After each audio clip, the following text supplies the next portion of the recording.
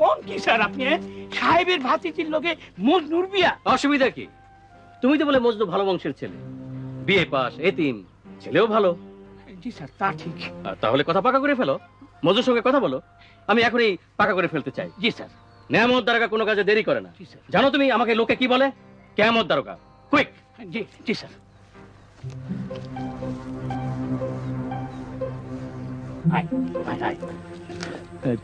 বিয়ের অর্থ কি? চুপ কর। বিয়ের অর্থ কি? আরে বড় লোকের ভাতিজি, ঢাকায় মায়ার নামে বাড়ি আছে, তুই বিয়া করলি তুই বাড়ির মালিক হয়ে যাবি, এরপর আর লাগে কি? হ্যাঁ, আরে সুযোগ পাইলে তো আমি এইটাই রাজি হয়ে যেতাম না। এই বিয়েটা তাহলে আপনি করেন? চুপ কর, আচ্ছা কথা বলিস না। রতন ভাই, হ্যাঁ। কিন্তু বড় লোকের কথা শুনলে যে আমার ভয় লাগে, বড় লোক এবং ভূতের কথা শুনলে আমার চোখ টেরা হয়ে যায়। রতন ভাই, আমি বিয়ে করব না। আমার কথা শোন, এইরকম সুযোগ তার জীবনে পাবি না। আমার সুযোগ লাগবে না, আমি গ্রামেই ভালো আছি, বাচ্চা কাচ্চাদের দিয়ে নাটক করছি, বেশ ভালো আছি। চুপ কর, চল তোরে দারোগা সাহেবের কাছে লইয়া যাই, তুই তারে গিয়া বল। এই নিজের বিয়ের কথা নিজে বলবো?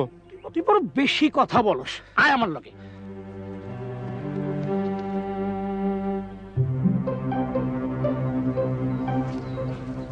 আয় আয়। এসে এসে সব বলেছে ঠিক মতো? হ্যাঁ, স্যার। কোনো লজ্জা নেই। আজকাল ছেলেরা নিজেদের বিয়ের আলাপ নিজেরাই করে, তুমিও করো। মজনু, আলাপ কর। আলাপ আর তো কি? ইয়ে না না, ঠিক আছে। এই মেয়ে দেখতে কেমন? মানে মেয়ের চোখ টেরা না তো? কি বললে? আরে মেয়ের চোখ হচ্ছে পটল চেরা, দেখলে তোমার মাথা ঘুরে যাবে। পরি, একদম পরি। ওরে কেমন? হ্যাঁ, আচ্ছা ঠিক আছে। তোমাকে আমার খুব পছন্দ হয়েছে। আমার ডিসিশনে ফাইনাল। তুমি রাজি থাকলে চোখের পলকে বিয়ে হয়ে যাবে। কিন্তু বিয়ে আমি করব না। কি? বিয়ের কথা শুনলে আমার ভয় করে, বড় লোক শুনলে আরো ভয় করে। ভয় কি? আমি আছি, তুমি শুধু রাজি হও। তারপরেও আমি বিয়ে করব না। চুপ করো বুড়বুক কাহাকা। তুমি যদি রাজি না হও, তোমাকে আমি অ্যারেস্ট করিয়ে নিয়ে বিয়ে করিয়ে দিব। আমার নাম হচ্ছে নেয়ামত দারোগা, লোকে বলে কেয়ামত দারোগা।